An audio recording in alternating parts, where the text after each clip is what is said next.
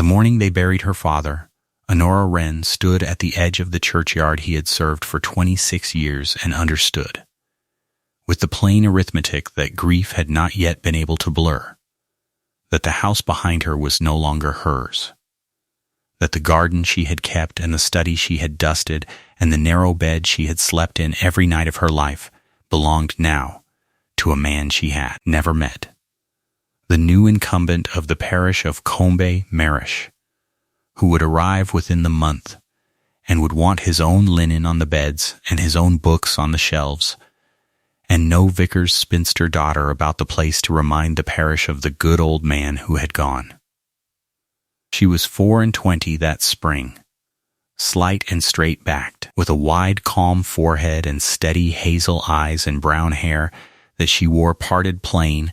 and coiled low because there had never been anyone to dress it for and no money for the doing, and she had a face that strangers thought quiet until they had watched it a while and seen how much went on behind it, and how little of it ever came out uninvited. Her father, the Reverend Ambrose Wren, had been a poor man's parson in a poor man's parish, and he had left her, when the fever took him in 3 cold days in March, a black gown already turned once, a workbox, a Bible with her mother's name in the front and her own beneath it, 11 pounds and some silver in a tea caddy, and a way of being in the world that no one had ever thought to call an accomplishment, and that was, though she did not know it yet, the most valuable thing anyone had ever given her, for her father had taught her, without ever meaning to teach her anything, the one art that Honora Wren possessed above all others, which was the art of sitting still beside a person in the worst hour of their life and saying nothing and not going away. She had learned it at his elbow from the time she was very small, following him into cottages where a child lay dying or a man sat stunned beside a wife 3 hours dead, and watching him do the thing the parish loved him for, which was to come in quietly and take a chair and stay, not to preach at the grief nor to hurry it, but to be there, a warm, patient presence in the room, until the person locked inside the silence found, in their own time, that the door could be opened from the inside. She had learned it doubly, and to the bone, in the year she was 11, when her mother died and her younger brother Tobias, who was 7, stopped speaking altogether, and stayed stopped for the better part of 2 years. A bright, quick boy, gone silent as a stone, and the doctor had said there was nothing to be done, and the aunts had said he was sullen and wanted a whipping, but it was Honora, 11 years old, who had sat on the nursery floor beside her silent brother every evening for 2 years, not asking him to speak, not waiting for him in a way he could feel, but drawing with him and reading aloud to the air beside him and letting him lean against her shoulder in the dark, until one ordinary evening with no warning he had said, "That's a robin," about a bird she was drawing, and she had said, "Yes, so it is," in the most ordinary voice she could find, and had not made a fuss, because she had known even then that to fall on him with joy would be to frighten the words back down his throat. Tobias was a schoolmaster now in Bristol, married, and would have taken her in and made a place for her by his hearth, and she loved him too well to go and be the maiden aunt in the corner, eating the bread of a household that had little enough of it. And so when the letter came, 3 weeks after the funeral, forwarded by the bishop's chaplain, she read it twice by the kitchen window in the failing light, and then sat a long while with it in her lap and thought. The letter was from a firm of solicitors, Messrs. Haldane and Croom of the city of York, and it advertised in the bloodless language of the law a situation for a gentlewoman of good character as governess to 2 children in a nobleman's household in the North Riding, the wage generous, the situation permanent, the applicant to be, and here the letter grew careful in a way that Honora read twice, of a patient and equable temper, accustomed to children, and prepared for a charge that presented particular difficulties of a delicate nature which would be explained upon interview. particular difficulties of a delicate nature. Honora Wren, sitting in her dead father's kitchen with 11 pounds in a tea caddy and a month to be gone, turned that phrase over and thought that in her experience a delicate difficulty in a great house nearly always meant a child that some grief or fright had shut up inside itself. Because comfortable families did not advertise for patience. They advertised for French and the use of the globes, and it was only where something had gone badly wrong that anyone thought to ask before the accomplishments for a patient temper. She wrote back the same evening. She was interviewed a fortnight later in a set of dark chambers in York by the elder partner, Mr. Haldane, a spare, gray, courteous man who watched her across his desk with more attention than the questions seemed to warrant, and who told her, when the ordinary questions of character and references and terms had been got through, the thing that the letter had not said. The children were the son and daughter of His Grace, the Duke of Ravenswold, whose seat was Ravenswold Hall in the Dale 11 miles to the north and west, and the children were the Duke's only children. And their mother, the Duchess, had died the summer before, 14 months since, drowned in the lake below the house on a bright June afternoon in an accident that Mr. Haldane described in 3 short sentences and then did not describe further. And the children, who had been on the bank when it happened, had not, either of them, spoken a single word from that afternoon to this. Mr. Haldane let that sit in the quiet chambers. He said that the boy was 8 years old now and the girl 6, and that they had had, since the tragedy, 3 governesses and a physician from Harrogate and a specialist brought at great expense from London, and that none of them had got a word from either child, and that the last governess had left after a month declaring the house unwholesome and the children beyond her, and that His Grace, Miss, Haldane said, choosing his words like a man crossing a stream on stones, was much altered by his loss, and kept himself apart, and that the situation was, in short, a hard one, and that he had advised the last 3 applicants to think carefully before accepting it, and would advise her the same, and would think none the worse of her for declining. Honora asked him one question. She asked whether the children were unkindly used, or frightened, or whether anyone in the house had ever been cruel to them, and Mr. Haldane looked at her with a new sharpness and said, "No, that on the contrary the difficulty in the house was not too little tenderness, but a kind of tenderness gone helpless, everyone in the place aching over the 2 silent children, and no one in the place knowing what on earth to do, and the Duke least of all." And Honora Wren said that she would take the situation. And Mr. Haldane, who had watched a good many people sit in that chair, looked at her for a moment and said, "You have not asked me about the wage, or the holidays, or whether you will have a fire in your room." And Honora said, "No." And Mr. Haldane said, "Why not?" And she said, "Because you have just told me there are 2 children in a great house who have carried a thing alone for 14 months that no one has been able to help them put down. And I know what that is, sir, better than any French or globes I might offer. And everything else you might tell me is beside it." Mr. Haldane took off his spectacles and cleaned them slowly and put them on again, and said that he had been 40 years in the law and had learned to distrust his own first impressions of people, but that this once he did not distrust the one he had formed of her, and hoped, for the children's sake and hers, that he was right. She traveled north in the last week of April, on a hired seat in a carrier's cart for the first stage, and then in the Duke's own carriage that had been sent to the market town to meet her. A great dark vehicle, with a crest on the door that she had not the heraldry to read, and 2 grave men in dark livery who handed her up as though she were a lady and not a penniless parson's daughter, with 1 box and a work-box, and she rode the last 11 miles in a silence that grew as the country changed into something like awe, for the tame green fields gave way to open moor going purple-brown to the skyline. And then the road dropped into a long wooded dale with a bright river in the bottom of it,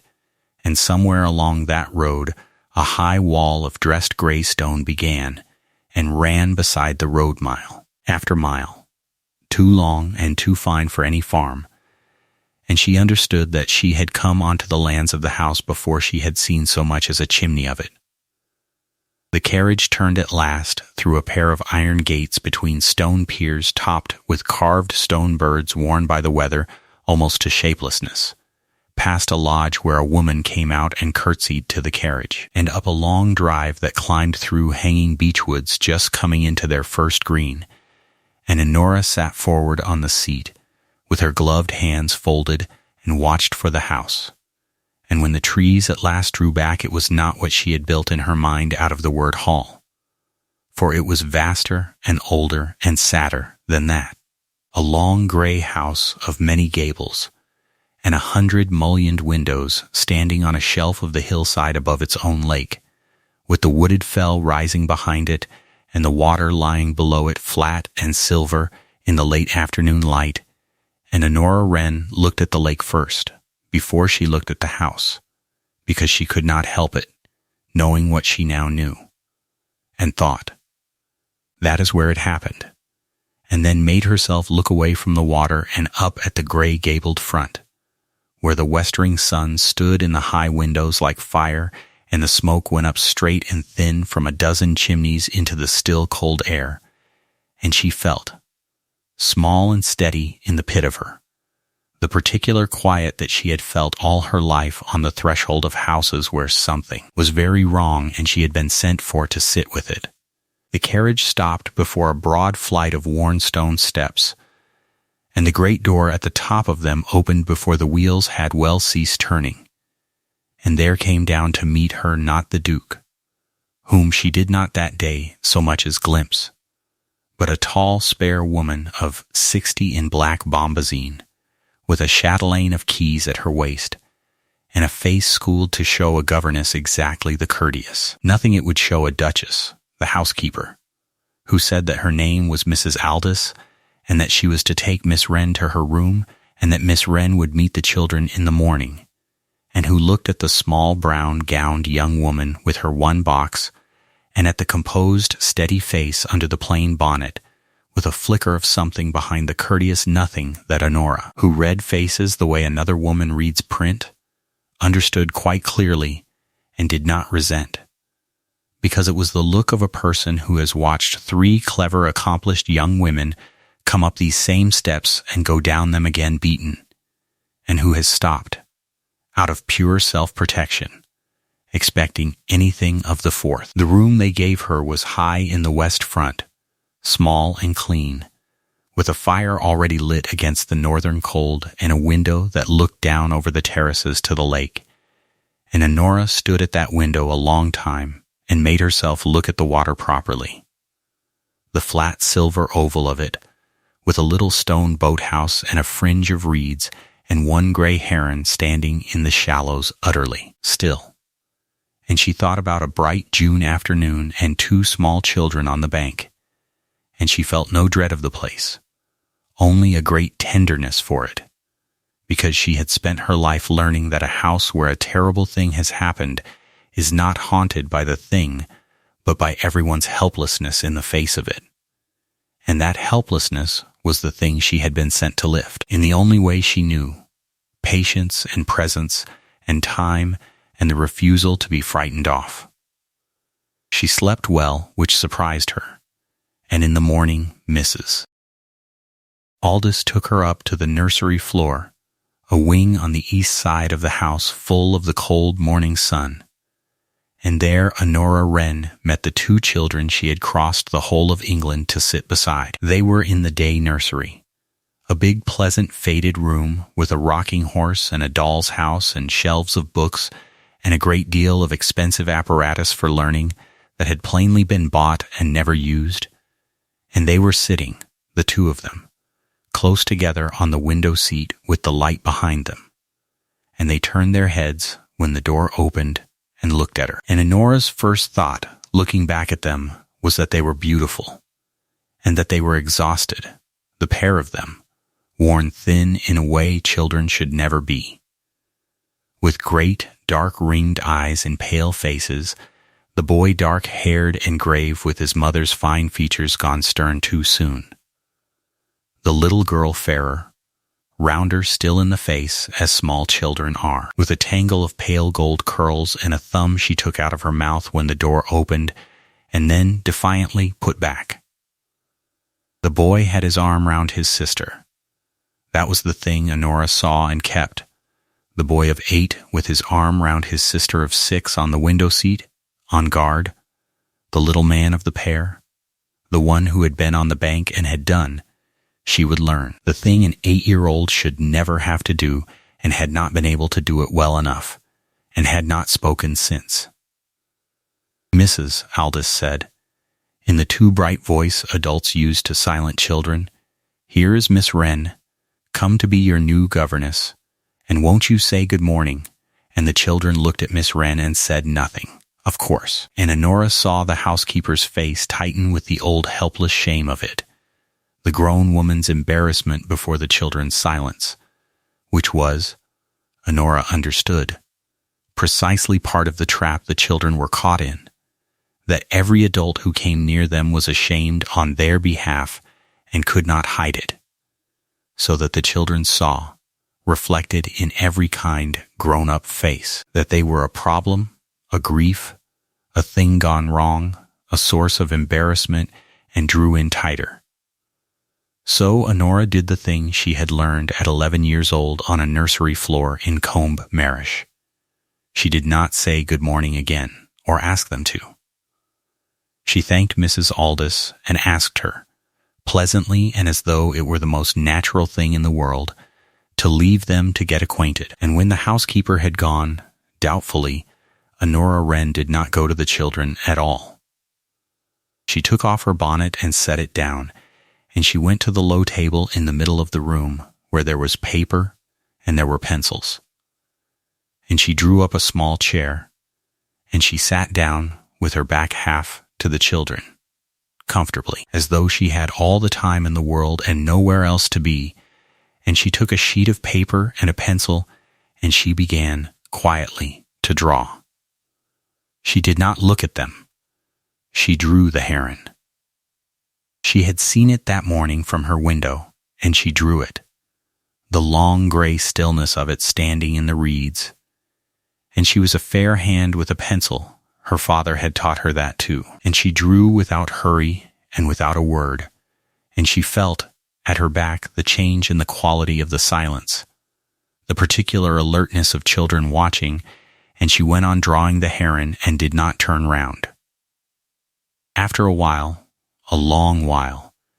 she heard the small sounds of the window seat giving up its 2 occupants,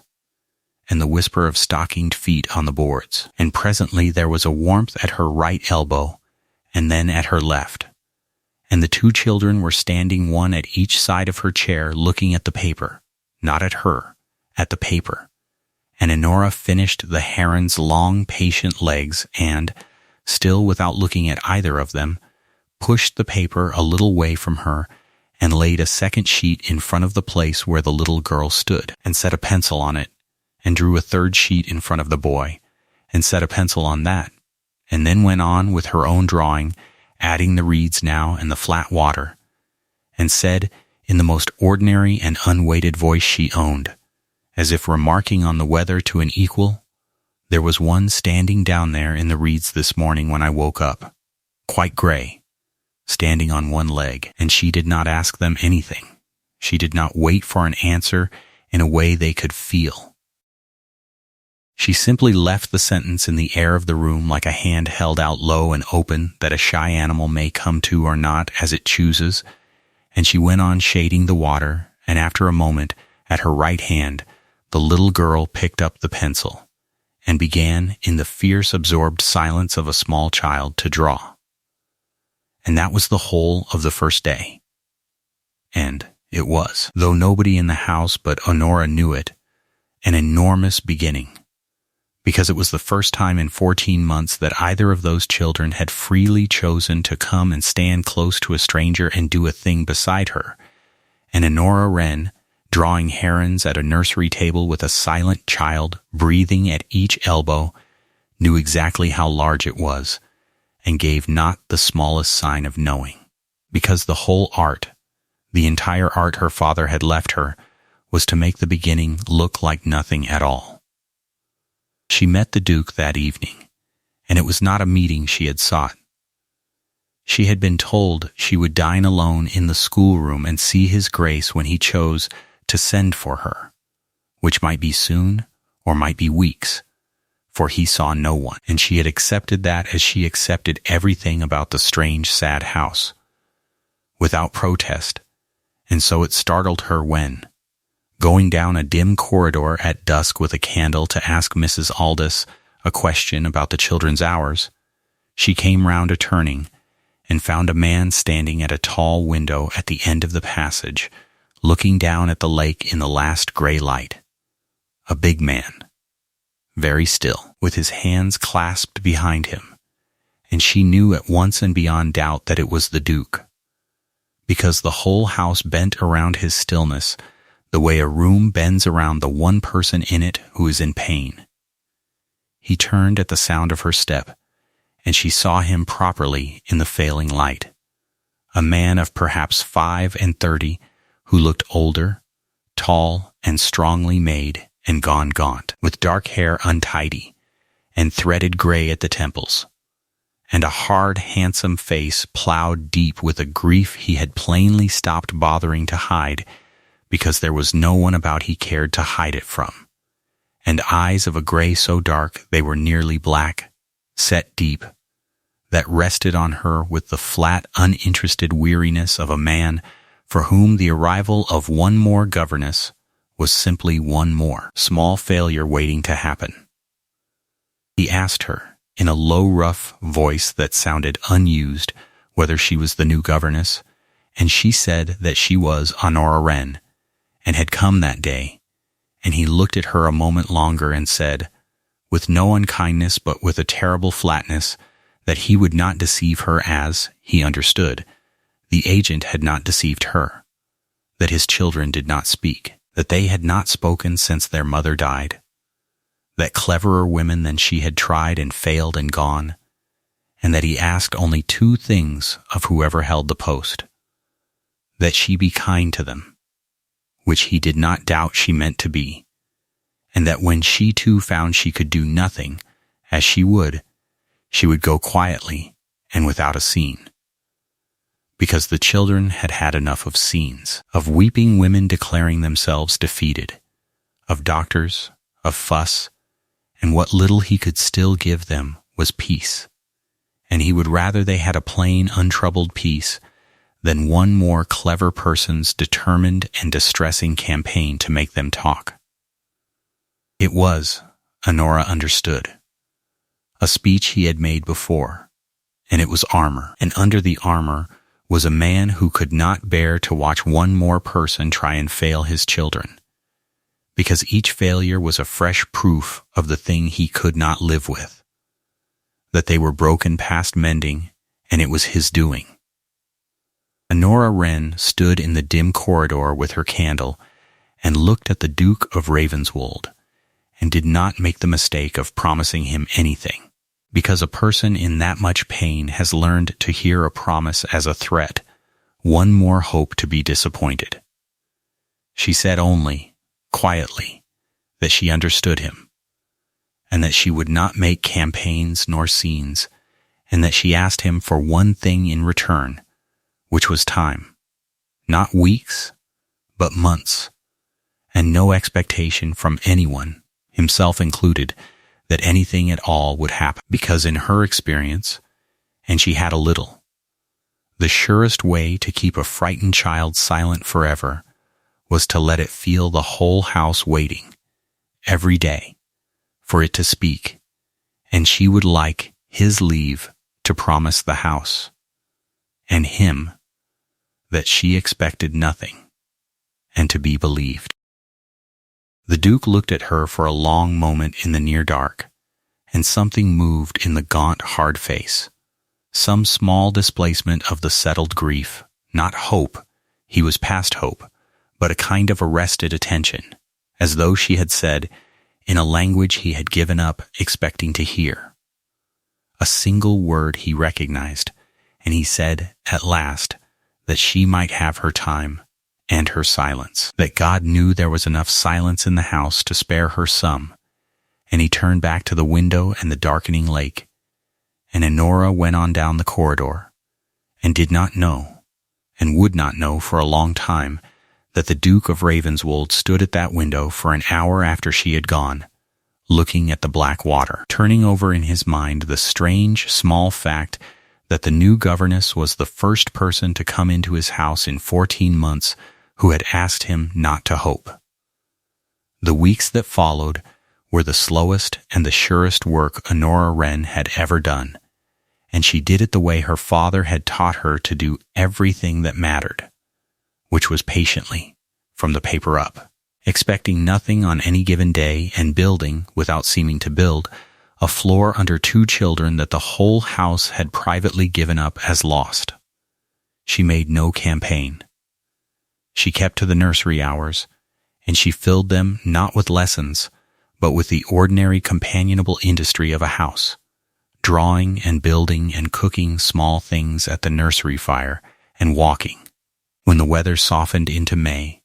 in the gardens and along the terraces, and at last, one still afternoon, down by the lake itself, because she had decided early and coldly that the children would never be well while the water was a forbidden and unspeakable thing, and that the way to unmake a terror is not to keep clear of it, but to walk quietly up beside it holding a warm hand and let it be. In the end, only water. The boy would not go near the lake for a long time, and the first afternoon she walked that way he stopped dead on the gravel 100 yards short of it, white to the lips, and Honora did not drag him nor coax him. She simply sat down on a stone bench well back from the shore and drew the far hills, and let the boy look at the thing he could not approach. And after a while, of his own accord, he came and sat beside her as far from the water as he could get, and leaned the smallest fraction against her arm, and that was as far as they went that day, and it was far enough. She learned the children slowly, and in the only language they had left, which was the language of what they chose to draw. The little girl, whose name she learned was Lady Iris, drew over and over, in a small child's fierce shorthand, a house and a garden and 4 figures, a big one and a slightly big one and 2 small ones, always 4, always together. And Honora understood, without being told, that the little girl was drawing the world as it had been, the mother and the father and the 2 children, the whole and sufficient 4 of them, and that every drawing was a small, stubborn act of keeping. The boy, whose name was Lord Ashby, the courtesy title of the Duke of Ravenswold's heir, though Honora thought of him, and to him only as himself, drew almost nothing at all for the first 3 weeks, and then began, once to draw water, blue scribble filling the whole page edge to edge, pressing so hard the pencil tore the paper, and Honora, watching sidelong, did not stop him, and did not exclaim. But when he had done and sat staring at the torn blue page with his jaw set hard, she said in the level voice, "Only that is a great deal of water." And the boy looked at her, the first time he had truly looked at her, a long, dark, desperate look. And Honora looked back and did not flinch, and did not weep, and did not pull him into her arms, though every fibre of her wanted to, because she understood that what the boy needed was not comfort, which he had had in floods and which had drowned him, but a grown person who could look straight at the water with him and not go to pieces. And she said, "Still level, water is a hard thing," and turned a fresh page, and after a moment the boy bent again and drew more slowly. And Honora saw that he had drawn, at the edge of all that blue, a small figure with its arm outreaching, and she knew she was looking at the worst afternoon of an 8-year-old's life, and she stayed beside him while he drew it, and did not look away, and that was the day the boy began, though neither of them could have said it, to come back. It was through the children's drawings, too, that Honora first learned the shape of the household beyond the nursery, and the shape of the grief that ran through the whole great house like a crack through a bell. She learned from Mrs. Aldous, who thawed toward her a degree a week as she saw that this governess neither wept, nor lectured, nor packed her box. The plain facts of what had happened: that the late Duchess, whose name had been Cordelia, had been a lovely, laughing, careless woman much younger than her husband. A great beauty who had married the grave northern duke and been, everyone said carefully, not quite happy in the quiet of the dale, and that on a bright June afternoon she had taken the 2 children out in the little pleasure boat, which she had been warned not to do alone, being no waterman. And something had happened on the still water, a stumble, the boat going over, no one ever knew exactly, and the boy of 7 had got his little sister to the reeds somehow, and had turned back for his mother, and had not been able to reach her, and had stood in the shallows screaming without sound, while the gardeners ran down too late, and the Duke had come out of the house and gone into the lake in his coat and brought his wife out of it, but she had been too long under, and she had died on the bank in front of both her children in the June sun, and from that hour neither child had spoken one word, and the Duke had shut himself into the grief and the guilt, because it had been, he had decided, his failure, that he had not watched her, that he had not taught the boy to swim, that he had let a lake take 3 people he loved and give him back only 2, broken. And Honora, hearing all this, understood the house at last, that it was not the children alone she had been sent to reach, but a whole household frozen around a single unbearable afternoon, and above all the man at the middle of it. And she understood, too, with a clear-eyed honesty that startled her, that she had begun to care what became of the Duke of Ravenswold,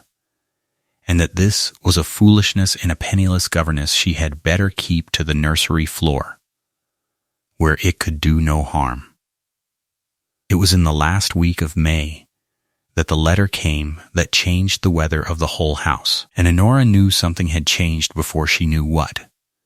because she came down to the schoolroom one morning and found the servants gone quiet and careful in a new way. The way a household goes when trouble it has been dreading has arrived by the morning post, and it was Mrs. Aldous, at last tight-lipped,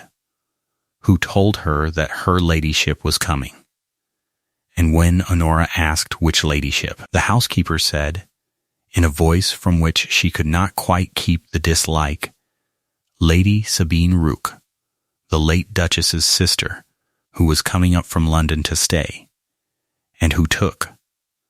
the housekeeper said, and then plainly wished she had not, a very particular interest in the children. Lady Sabine Rook arrived 3 days later,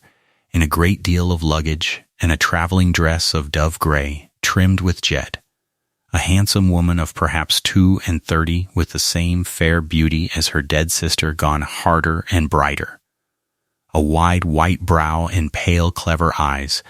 and a mouth that smiled easily and reached the eyes not at all. And she came into the sad gray house like a draught of cold scented air, exclaiming at the dimness of the hall and the want of flowers, calling for fires to be lit in rooms that had been shut for a year. And she was,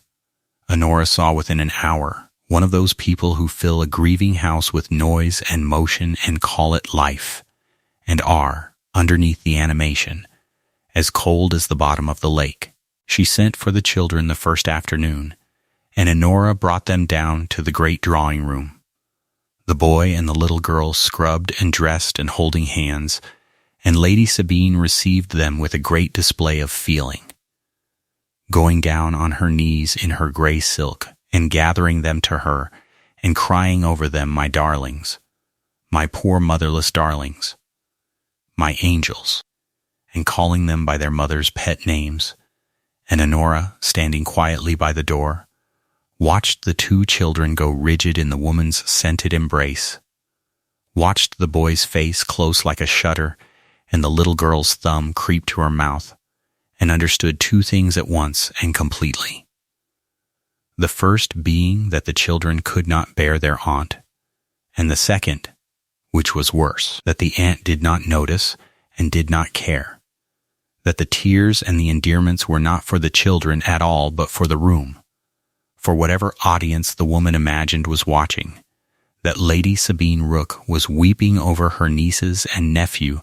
the way a lesser actress weeps at the front of the stage,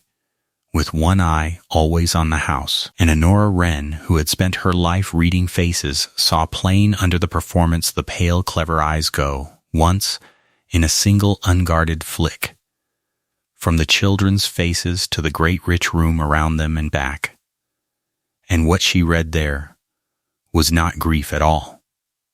It was calculation. And Honora felt, standing in the beautiful grieving room, the first cold touch of a fear quite different from any she had brought to the house, a fear not for the children's silence, but for the children themselves. And she filed it away, and said nothing, and took the children back upstairs the moment she decently could, and that night she sat late by her small fire and thought, the way her father had taught her to think, not leaping to the worst but not flinching from it either, about a childless, fashionable widow who had come a long way north to weep over two children she plainly did not love, in a house that plainly did not want her. And she asked herself the question her father had taught her to ask of any human action that did not add up, which was the oldest question in the world and the surest. Who gains? She got the beginning of her answer within the fortnight, by being quiet in rooms where louder people forgot she was there. Lady Sabine treated the governess as she treated all the servants, as a piece of furniture that happened to be able to fetch and carry, and she talked freely in front of Honora as though the plain brown-gowned young woman had no ears. And Honora heard a great deal, and pieced it together with what Mrs. Aldous let fall, and what the butler, Mr. Corvin, a grave, loyal old man who had served the Duke's father, told her at last when he had decided she was to be trusted. And the picture that came together was this. The late Duchess Cordelia had brought to her marriage a very great fortune, £40,000 settled by her own father, and by the marriage settlement that money had been tied up, as such money was, not for the husband but for the children of the marriage, held in trust and to come to them at their majority, with the income of it meanwhile to be used for their maintenance and education, and the whole of it, principal and income both, controlled by their legal guardian until they came of age. And the legal guardian of the two children, so long as he lived and was fit, was their father, the Duke. But if the father should die, or should be found by the Court of Chancery to be, for any reason, an unfit or improper person to have the care of them, then the guardianship, and with it the control of £40,000 and its yearly income, would pass to the next suitable relation who applied for it. And the next relation, the children's only other close blood, the sister of their dead mother, was Lady Sabine Rook. And Lady Sabine Rook, Honora learned, from a chance heard half of a conversation between the aunt and her maid, and confirmed by the troubled face of old Mr. Corvin, was ruined. Her husband, Sir Hector Rook, a fashionable gambling man, had died 18 months before leaving nothing but debts, and his widow had been living since on credit and on the fading patience of tradesmen, keeping up an appearance that cost more than she could borrow, and she had come north, Honora understood at last with a cold, sick certainty, not to comfort two grieving children, but to take the £40,000 that came wrapped around them. And the way to take it was to persuade the Court of Chancery that the Duke of Ravenswold, shut up in his grief in a house of mourning by the lake where their mother had drowned, half mad with sorrow by every account that reached London, was not a fit guardian, and that their loving aunt, a woman of the world with a house in town and physicians to offer, was the proper person to take charge of them and of their money. Honora saw how strong it was, because half of it was true. The house was a house of mourning, the children were silent, the Duke was shut away, and a court that saw only the outside of the thing might well believe the children would be better in London with a bright, attentive aunt than here by the grey lake with a broken father, and hand them over, and the money with them, and she knew it would be the ruin of the two children, and that the silence which was slowly beginning to thaw would freeze solid and never break again. She did not go to the Duke with it at once. She was tempted to, but she made herself think, and thinking, she saw that she had, as yet, nothing but a governess's reading of a woman's face and a servant's hall account of a widow's debts, and that if she went to the grieving Duke crying conspiracy on the strength of that, she would seem exactly the hysterical, interfering woman he had asked her not to be, and would be dismissed, and would leave the children with no one at all who understood. So she did the hard thing, the patient thing, which was to say nothing and watch, and to go on with the children, and to gather, quietly, as her father had gathered evidence of a parish quarrel before he moved to mend it, the proofs of what she already knew. And it was while she was doing this,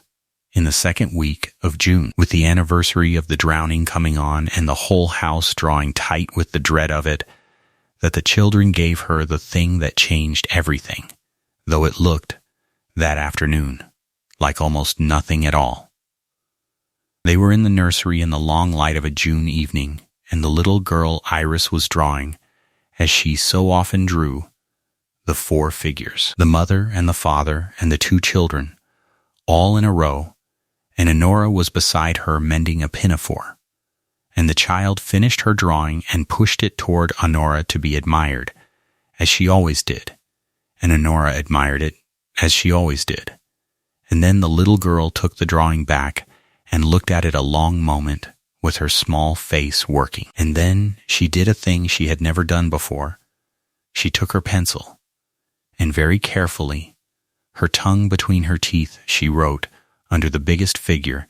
in the wavering capitals of a 6-year-old who has been taught her letters and then had all reason to use them taken away, 3 letters, M, A, and another M, and pushed it back across the table to Honora, and looked up at her, and waited. Mama? The child had written Mama under the tallest figure, and pushed it to Honora, and was watching her face with a naked, desperate need that Honora understood was the question. Was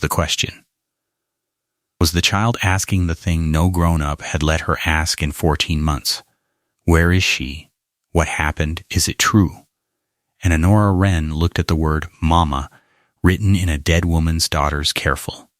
capitals and felt her own eyes fill, and did not let one tear fall, because this was the hinge of everything, and she would not frighten the child now, and she put out one finger and touched the word very gently, and she said, in the quiet, even voice, your Mama. And the little girl nodded, fierce and trembling, and pointed at the figure, and then pointed, deliberately, out of the nursery window, down the terraces, toward the lake,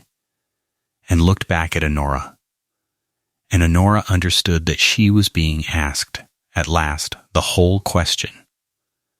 and that the entire future of the child hung on whether the grown woman in front of her would do what every other grown-up had done, which was to go pale and change the subject and hurry the terrible thing back into the dark, or whether she would, for once, tell a frightened child the truth in a voice the child could bear. And Honora took the little girl onto her lap, which she had not done before, and she felt the small, rigid body, and then, slowly, its terrible weight coming to rest against her. And she said, quietly, into the gold curls, yes, Your mama went out on the water, and the water was too deep, and she died. And it was a dreadful thing, and it was nobody's fault, not yours,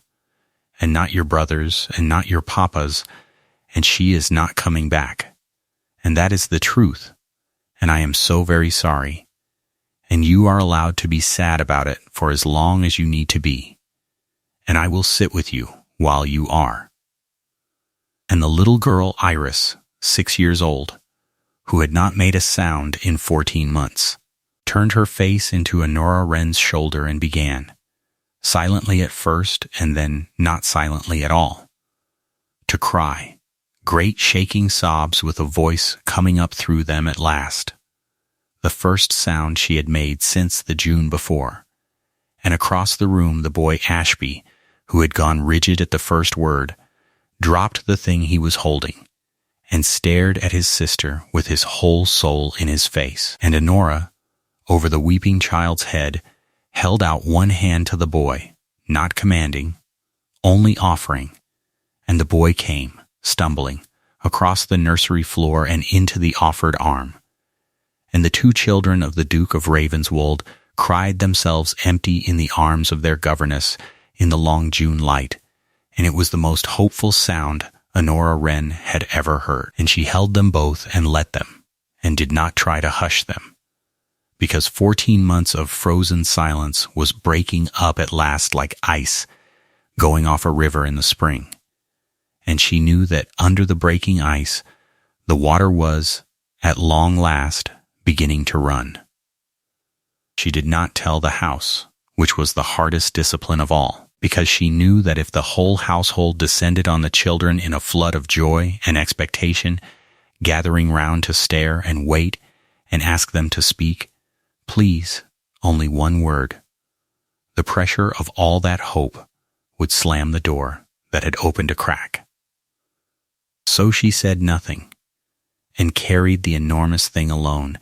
and went on exactly as before. And only she knew that the children's silence had changed from the silence of the frozen to the silence of the healing, and was now not a wall but a door, and that a door opens best when no one is standing outside it holding their breath. The boy came to her 4 days later. It was evening, and Iris was asleep,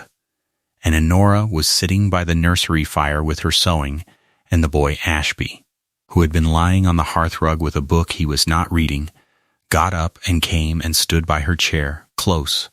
the way he had stood by her chair the first day looking at the heron. And Honora went on with her sewing and did not look at him, and did not stop. And the boy stood there a long time in the firelight, and then he said, in a small, rusty, cracked voice, a voice that had not been used in 14 months and had grown in that time from a little boy's voice halfway toward a bigger boy's and had to find itself as it went, he said, I tried to reach her. That was all. I tried to reach her. And Honora Wren set down her sewing,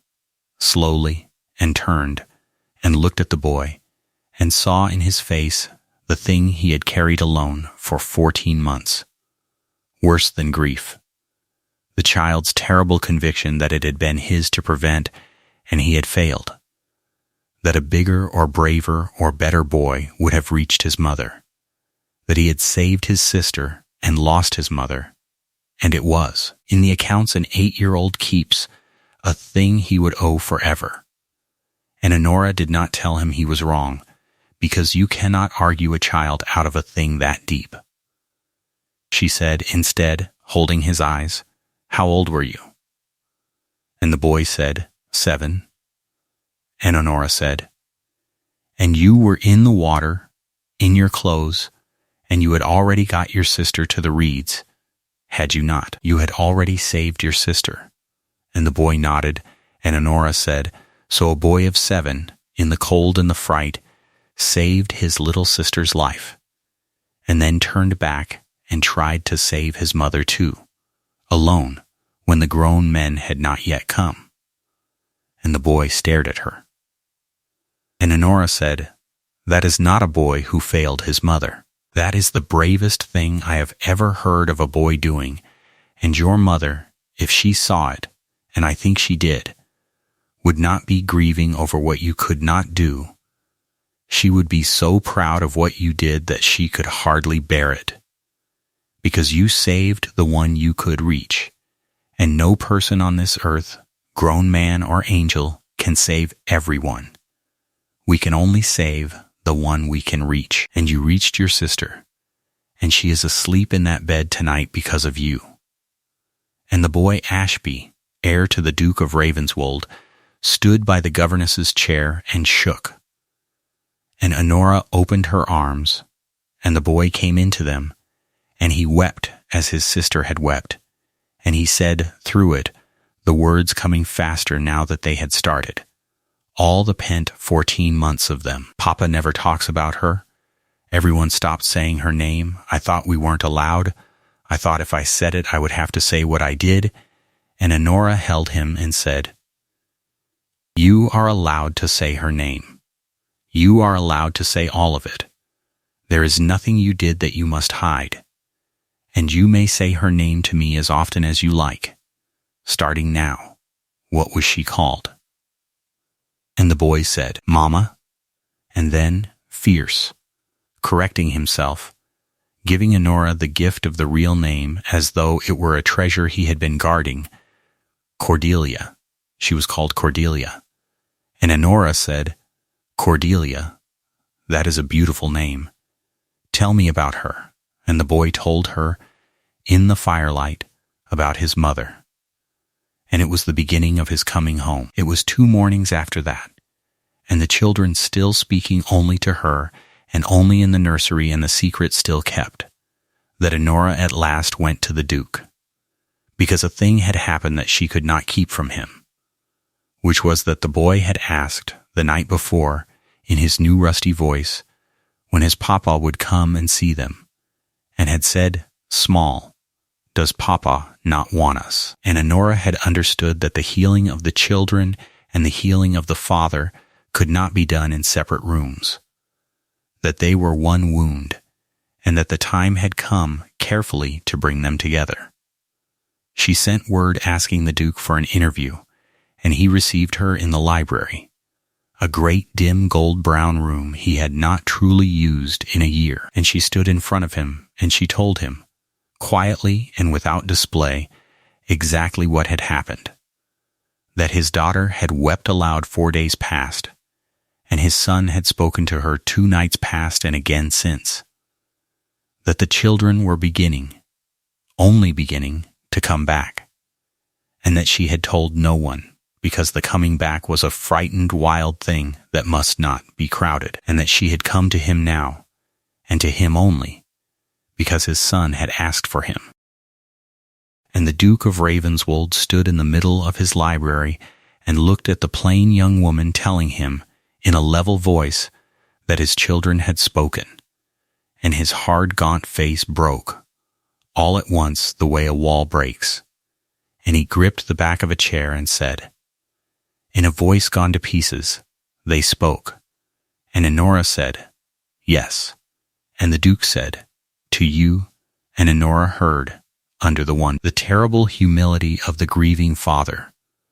who was being told that a penniless parson's daughter had reached in 6 weeks the children he had come to believe unreachable. And she understood that even this joy was a kind of wound to him. One more proof that he himself had not been able to do it. And she said gently, "They spoke to me because I was a stranger, sir. Because nothing that had gone before was in my face when I looked at them, no memory of the June afternoon. I could look at the water with them because it was not my wife in it, and that is the only reason. It is not a cleverness. And now the hardest part begins, which is that they must come back to you, because I cannot give them their father. Only you can. And they are asking for you." And the Duke of Ravenswold looked at her for a long moment, and then he asked her humbly, a great duke asking a governess, "How? Tell me how." And Honora said, "Come up to the nursery this evening, not as a grand sorrowful event, but as a plain ordinary thing, and sit by the fire while I read to them, and say nothing of their speaking. Ask them for nothing. Only be there, and let them come to you in their own time as they came to me. And if they speak, do not fall on it. Only answer as though it were the most natural thing in the world." And the Duke came up to the nursery that evening for the first time in a year. And he sat, huge and awkward and terrified, in a low chair by the nursery fire, and Honora read aloud to the room, and the two children watched their father with great wary eyes. And for a long time nothing happened. And then the little girl Iris, who forgave more easily than her brother because she was younger and remembered less, slid off the window seat and crossed the floor and climbed, without a word, into her father's lap, and the Duke of Ravenswold closed his arms around his daughter and bent his dark head over her gold one and shook, silently. And Honora read steadily on as though nothing were happening, giving them the cover of her voice, and presently the little girl looked up into her father's ruined face and said, in her small, clear voice, the first words she had ever said to him in 14 months, "Papa and the Duke made a sound Honora never forgot." And she kept reading, her own voice not quite steady now.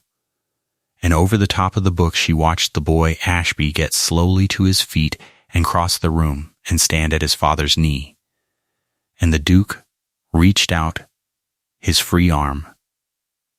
and drew his son in, and the three of them held together by the nursery fire.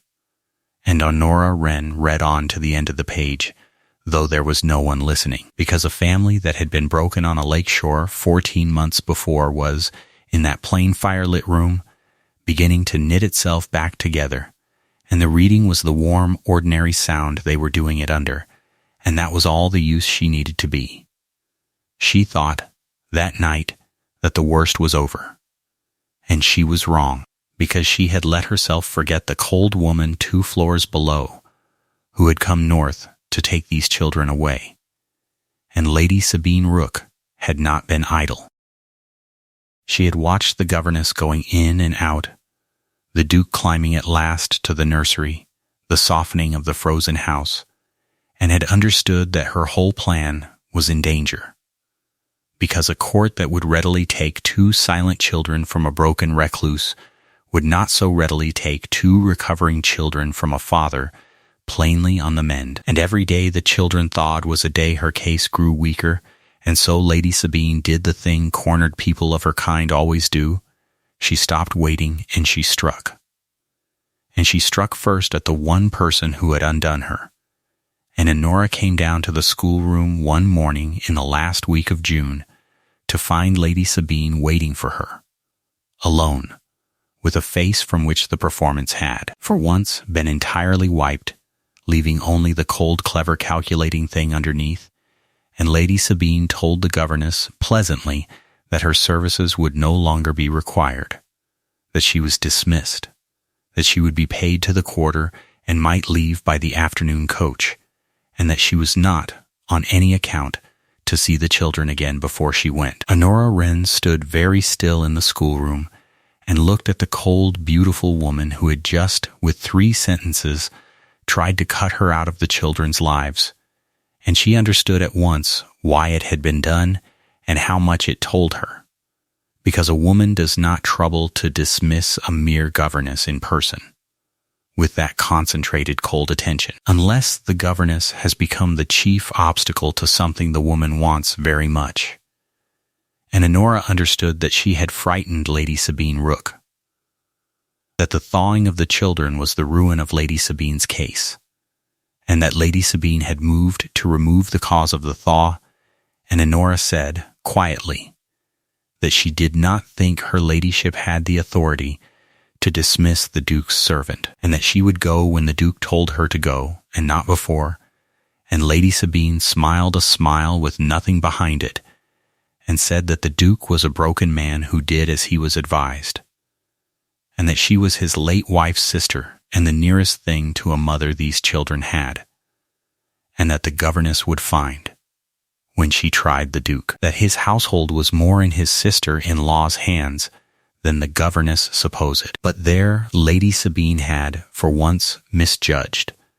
because she had built her whole plan on a duke too sunk in grief to fight, and she did not know, because it had happened above her head in a firelit nursery, that the Duke of Ravenswold had 2 nights before held his speaking children in his arms for the first time in a year, and was not, any longer,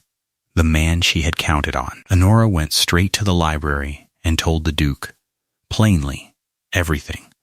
Not only that Lady Sabine had dismissed her, but the whole of what she had pieced together in 6 weeks of quiet watching. The £40,000 tied to the children, the guardianship that carried it, Sir Hector Rook's debts and the widow's ruin, the cold performance of grief, the calculation she had read in the pale eyes, and her own certain conviction that Lady Sabine Rook had come north not to love the children but to take them and their fortune, by persuading a court that their father was unfit. And she told him, too, that she might be wrong, that this was a governess's reading and a servants' hall gossip and no proof at all, and that she laid it before him not as a certainty, but as a thing he must, for his children's sake, look into before he let his sister-in-law near them, or the courts. And she stood before him, having very possibly talked herself out of her place and her character, a penniless woman accusing a great lady of monstrous things, on the strength of a reed face, and she waited to see whether the Duke would believe her or dismiss her as the hysterical interfering woman he had once asked her not to be. The Duke of Ravenswold heard her out in silence, and when she had done he was quiet a long moment, and then he said, not to her but to the window, that he had been a fool shut in a dark room for 14 months, that things had been done in his name, and papers set before him that he had signed without reading, because reading had seemed beyond him, that Sabine had been much in the house that spring going through his late wife's affairs by his own leave, because he had not been able to bear to do it himself, and that he now remembered with a cold turning of the stomach, some weeks past, in his fog, been asked to receive a gentleman from London on business, and had put it off, and that the gentleman had been, he now thought, a lawyer, and that there had been letters he had not opened. And he crossed the library and unlocked a drawer of his great desk where his unread correspondence had been piling for a year like snow, and he went through it with his jaw set, and he found, near the bottom, a letter that had come 3 weeks before that he had not opened. And he opened it now, and he read it standing. And Honora watched his gaunt face go from gray to white, and he handed it to her without a word. And it was a letter from a firm of solicitors in London, formal and cold, giving his Grace notice that their client, Lady Sabine Rook, had presented a petition to the Court of Chancery, praying that the 2 infant children be made wards of the court and their guardianship committed to their maternal aunt, on the grounds, exactly what Honora had foreseen, that the widowed Duke, deranged by grief, kept the children in unwholesome seclusion in a house of tragedy, permitted them to fall into a morbid and speechless condition under his neglect, and was by reason of his broken health an improper person to have their care, and that their loving aunt stood ready to give them a wholesome and cheerful home. And there was a date at the foot, because the machinery of the law grinds on its own schedule regardless of unopened letters, and the date was a hearing, an examination before one of the masters in Chancery sent down from London to view the children and the household and take evidence on the spot, as was sometimes done where infants of rank were concerned and the journey to London thought harmful, and the date of that examination, to be held at Ravenswold Hall itself, was the 11th of July, which was, Honora saw, counting with a cold jump of the heart, 16 days off. The Duke of Ravenswold put his face in his hands and said, from behind them, in a voice of despair, that he would lose them, that a court had only to look at him and the house, and the year of it to believe every word. That he was, God help him, half of what the petition said.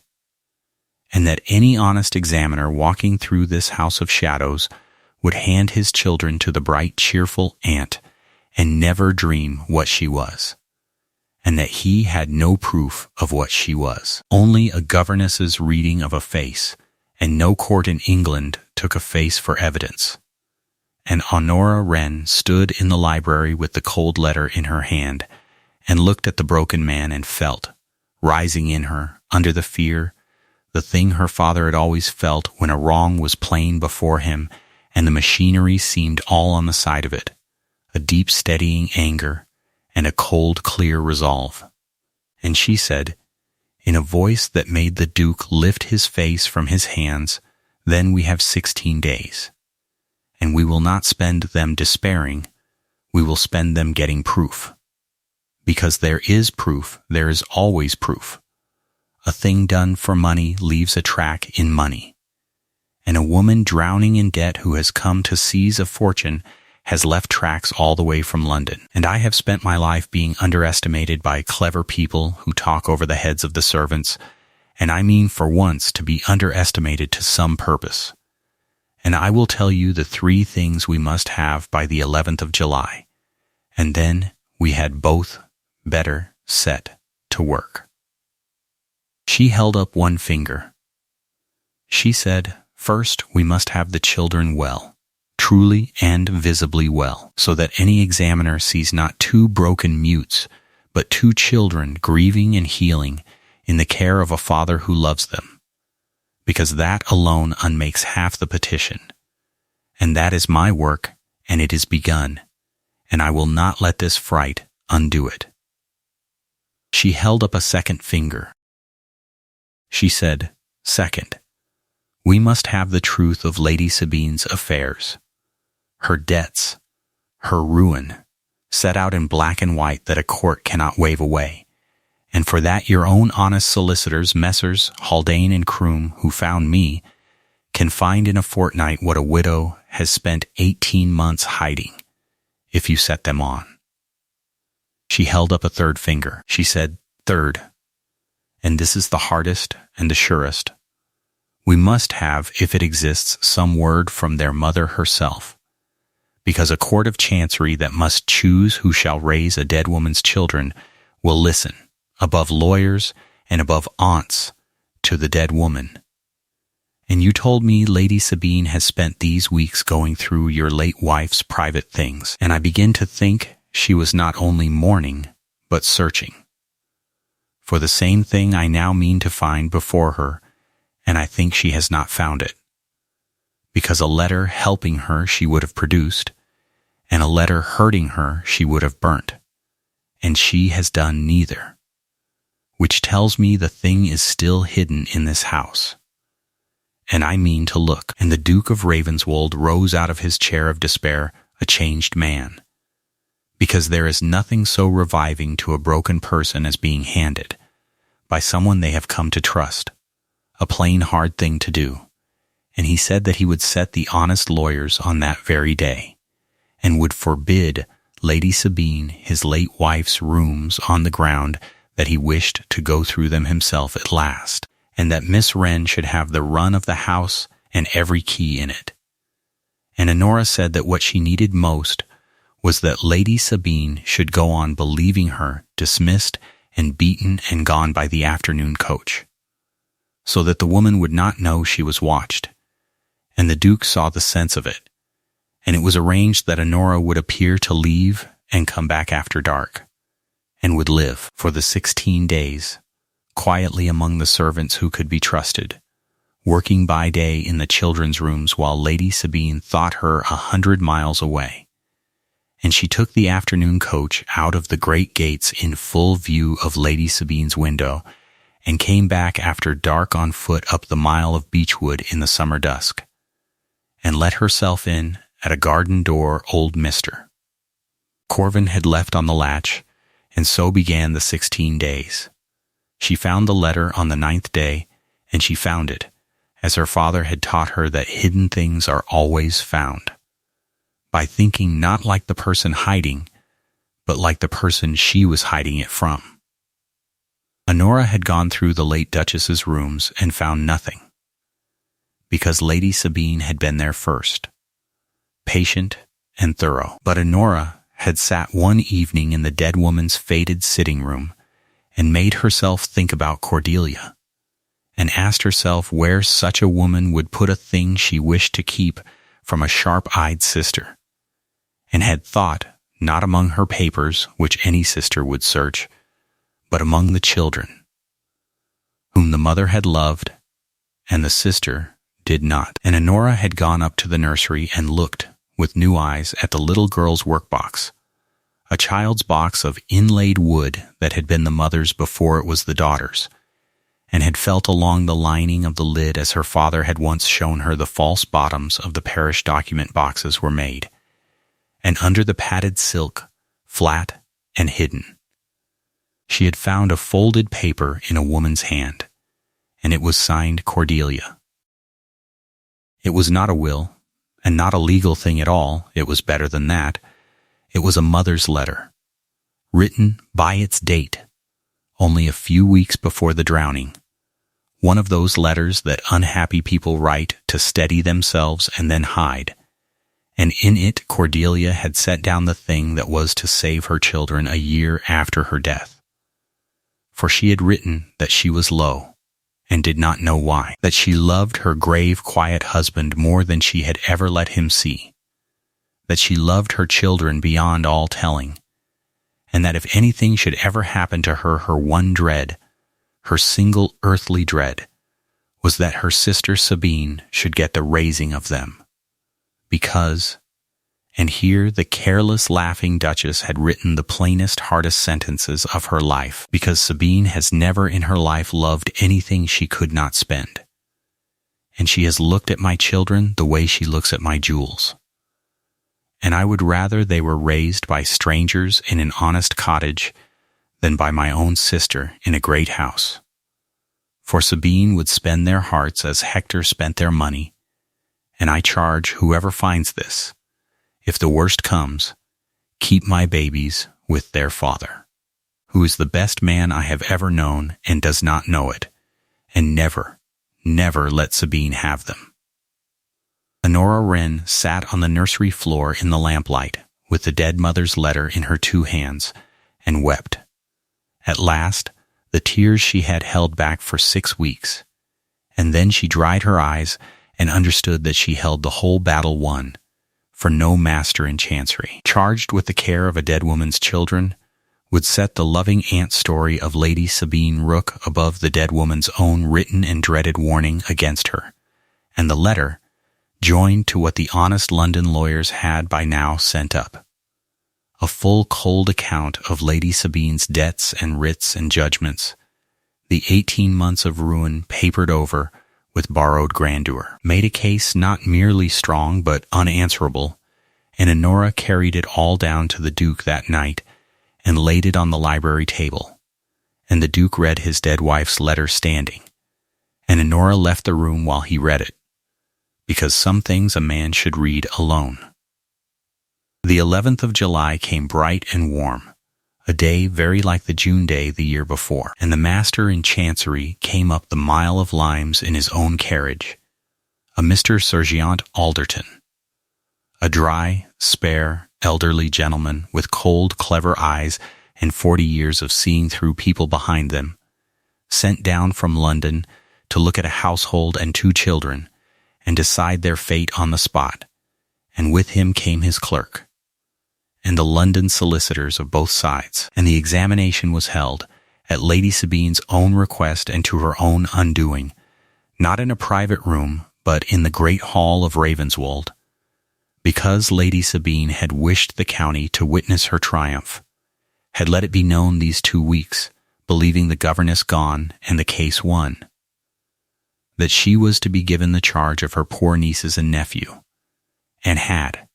in her confidence, invited half the county to be present at the examination as at a public vindication of a loving aunt, and so the great hall of Ravenswold was full, that bright July morning, of the neighborhood, the squires and the parsons and the doctors and their wives, 80 of them and more, come to see how the sad business of the Duke's children would end. And it was, though Lady Sabine did not know it until too late, exactly the public theater that Honora Wren would have chosen had the choosing been hers. Lady Sabine Rook sat near the front in dove gray and jet, handsome and composed, the very picture of the grieving, devoted aunt, and her London counsel opened the case against the Duke smoothly and cruelly, and it was hard for the Duke to sit and hear it. The year of his grief laid out as neglect, his broken silence as unfitness, his children's suffering as his crime. And the county listened and looked at the gaunt gray Duke and looked at the bright, composed aunt, and Honora, watching from the side where the servants stood, saw the neighbors' faces and knew that the smooth story was working, that they half believed it, that a court that saw only this would give the children to Lady Sabine, and she waited, as her father had taught her to wait, for the turn. It came when the master, dry and precise, said that he would see the children, and they were brought in, and this was the moment Lady Sabine had built her case upon, for she expected 2 silent, broken mutes to be led in, living proof of the father's ruinous neglect, and instead there came into the great hall, hand in hand, 2 children, pale still and grave still, but plainly, visibly, a boy and a girl who were mending, well kept and calm, and the boy, seeing the crowd and the cold old gentleman, did the thing a healed child does and an unhealed one cannot. He looked about him for the person he trusted, and found her, and the master in chancery, who missed nothing, marked the look and turned his cold eyes to follow it,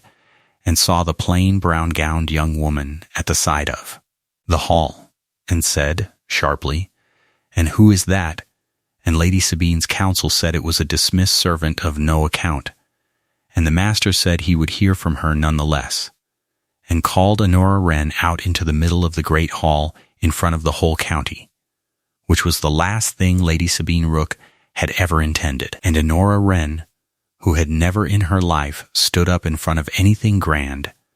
walked out into the middle of the hall in her plain brown gown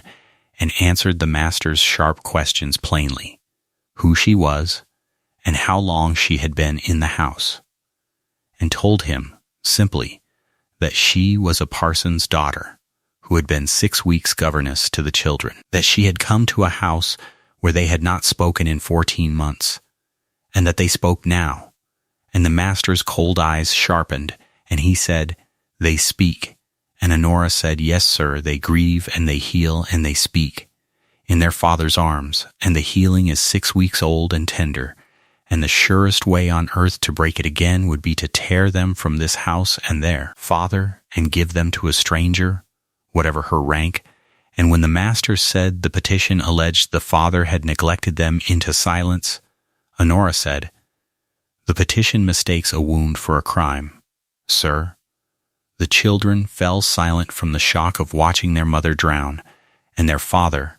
from the same wound, for it was his wife. And a family may be knocked dumb by a grief and still be a family, and this one is knitting itself back together before your eyes, and I would ask you only to watch it do so before you unmake it. And then Honora Wren did the 2 things she had come to do.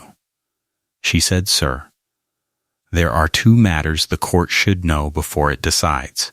and the first is a question of who seeks these children and why." And she asked the Duke's counsel to lay before the master the packet from the London solicitors,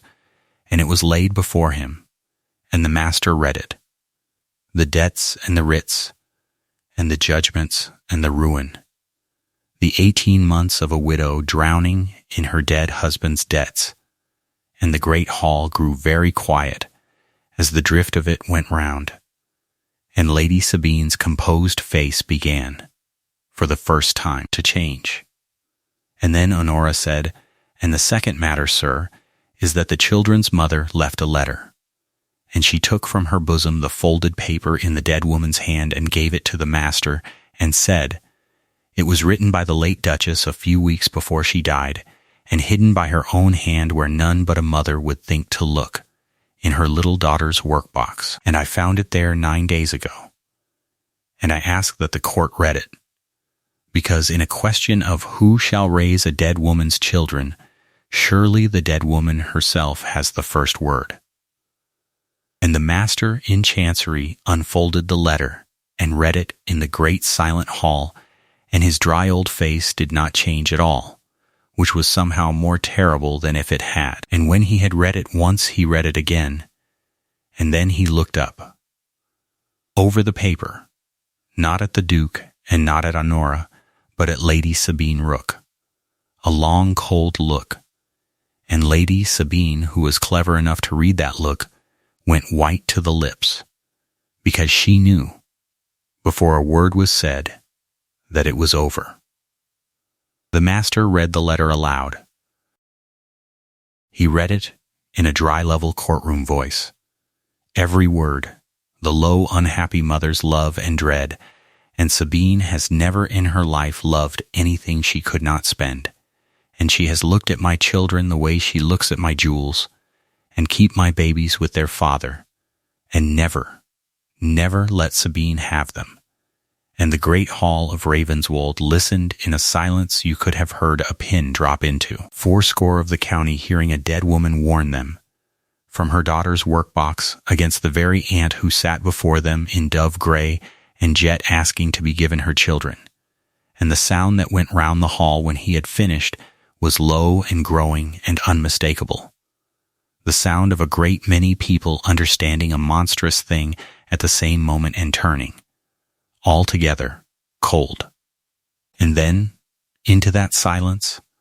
the thing happened that Honora Wren had not planned and could not have planned and remembered all her life. For the little girl Iris,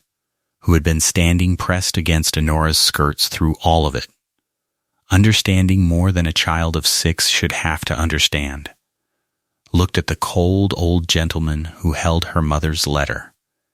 and then at her aunt. And then she left Honora's side and walked, small and steady, across the wide floor of the great hall to where her father sat gaunt and gray and stricken. And she climbed into his lap in front of the whole county, and put her arms around his neck and said, in her small, clear, carrying voice that reached every corner of the silent hall, I want to stay with Papa. And her brother Ashby, 8 years old, walked out after her and stood at his father's knee and put his hand on his father's shoulder and said, in his rusty, steadying voice, so do I, we both do.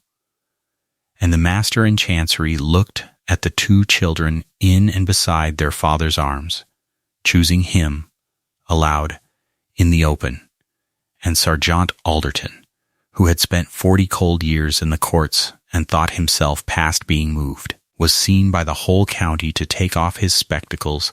and pass his hand across his eyes before he spoke. He did not take long. He said that he had come north to determine the welfare of 2 infants, and that the welfare of 2 infants was not, in the end, a difficult thing to see when they showed it to you themselves, that he found the allegations of neglect not proven, and worse than not proven, mischievous, got up in the interest not of the children, but of the fortune settled upon them. That the sworn state of the petitioner's affairs spoke for itself, and that the wishes of the children's own mother, written in her own hand, the court was bound to weigh above all the council in London, and that it was his judgment that the petition be dismissed, that the children remain in the sole guardianship of their father, the Duke of Ravenswold, where their mother had prayed they should stay, and where they plainly wished to be, and that the costs of the whole proceeding be charged against the petitioner. And then Sergeant Alderton did a thing not strictly in his commission, for he looked down the hall at the plain young woman in the brown gown and said dryly that in 40 years he had seen many advocates in many courts, and that the children of this house had that morning been defended by a better one than most he had heard at the bar, and that his grace would do well to keep her, and the great hall of Ravenswold. The whole 80 of the county broke into a sound that hall had not heard in a generation, and it was applause, and it was for a parson's penniless daughter. And Honora Wren stood in the middle of it, not knowing where to look, and found across the hall the one face she wanted, the Duke's, gaunt no longer, looking at her over his children's heads with his whole rescued heart in it. Lady Sabine Rook left Ravenswold that afternoon and the county within the week, and went abroad where such people go, and was heard of afterward only distantly and never kindly. And it is the ordinary end of people who look at children the way they look at jewels, that they grow old at last with neither. But that was afterward. On the day itself there was the emptying hall, and the neighbors going away with a great deal to talk of, and the children put to bed at last exhausted and safe. And then there was the evening, and the Duke of Ravenswold came to find Honora Wren where she stood alone on the terrace above the lake in the long July light, the same water, flat and silver and harmless now, that had taken so much. And he stood beside her a while in the ease of two people who have stopped being afraid, and then he said, in his low voice, that he had a thing to say and no gift for saying it, that she had come into his house when it was a tomb, and had opened the windows one by one until it was a home again, that she had given him back his children and, he said, his even voice not quite even, himself, and that he knew what he was and what she was, a duke and a governess, and knew what the world would say, and had discovered these 16 days, watching her fight for his children with nothing but her wits and her patience, and her father's strange, useless gift, that he did not care in the smallest degree what the world would say, and that if she could think of him, in time, not as her master but as a man who loved her past his own power to tell it, he would count it the great good fortune of his life, and if she could not, he would understand, only she must never go. And Honora Wren, parson's daughter, who had come north with one box and a work box to sit beside two silent children, and had not let herself want anything she could not have, looked at the Duke of Ravenswold in the July dusk, and found that the thing she could not have was being freely and humbly given to her. And she said, in the plain voice her father had bred in her, that she had loved him a little from the evening in the corridor, when he had asked her only to be kind and to go quietly, because it was the saddest brave thing she had ever heard a man say, and that she had loved him a great deal since, and that she would not go, not now, not ever, and would be glad past telling to be his. And the Duke of Ravenswold took the governess's 2 hands in the last of the light above the healed water. And that was the beginning of the long good part of both their lives. They were married in the autumn in Ravenswold Church, quietly, with the children for witnesses, the boy grave and proud in a new coat, and the little girl scattering the leaves she had gathered because no one had thought to get flowers, and she had decided in her small firm way that leaves would do. And the county came, all of it, because the county always comes. And it looked at the parson's daughter walking up the aisle on the Duke's arm, and did not, this time, whisper that she was beneath him, because it had seen in its own great hall exactly what she was worth. And the children of Ravenswold grew up speaking, and grew up whole,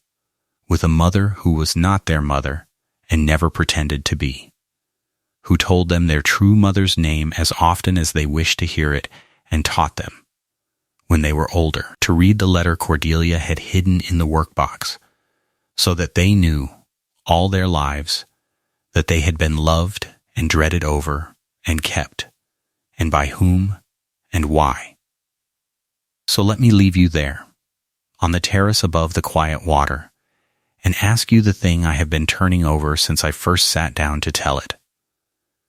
This family was very nearly torn apart, not by a great villainy, but by a grief that shut two children up inside themselves where no clever, accomplished person could reach them,